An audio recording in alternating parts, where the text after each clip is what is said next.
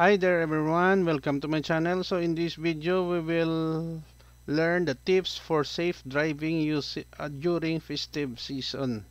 Before we start, I would like to say thank you so much to all my viewers, silent viewers, and supporters in my channel. Thank you for watching my videos. If you are new with my channel and then you like this video, please hit the like button. Don't forget to share and please support my channel guys if you're new, clicking the subscribe button. So let's begin. The season of Christmas this year 2023, most of us are having vacations and traveling in different places. So if you are a driver, you own a car or a motorcycle or a van or whatever vehicle, we have to follow a certain rules to avoid untoward accident and enjoy our vacation. So tips for safe driving during festive season. Number 1, drive defensively. When we are driving, we have to be focused in our surroundings. We drive slowly, not unless it is a highway that there are no other cars beside us. We can run much faster. By doing so, we can avoid untoward accident. Number 2, stay within the speed limit at all times. Let's say for example, the speed limit is 60 kilometers per hour, so we have to stay on that in that particular road, or else we may encounter a series of accidents. Number 3, avoid distractions such as texting. Now, this is a common mistake by many people. While you are driving, do not text or call.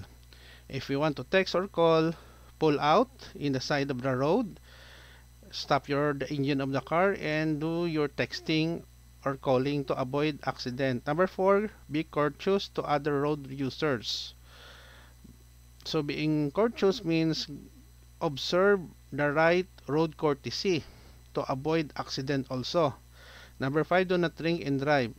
Well, it is the most common mistake by drivers who drinks and drive, no? So they are prone to accident.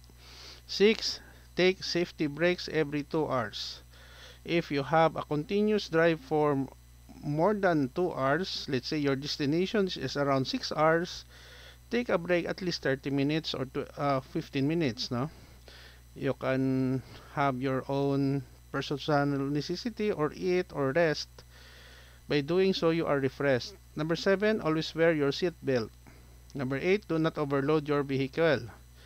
Most of us are not aware that overloading our vehicle can cause serious accidents sometimes, and it consumes big amount of gasoline. So do not overload. Number 9, only overtake when it's safe to do so. Means that overtake only if it is safe, no? Do not overtake if there is also other vehicles along the way. Number 10, maintain at least 2 seconds following distance.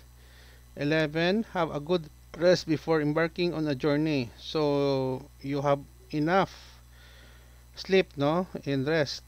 12, make sure your vehicle is roadworthy condition. Check your water, your coolant, the air in your tire, the oil in the engine, the spark plug, etc. No? 13, be visible, drive with your own lights.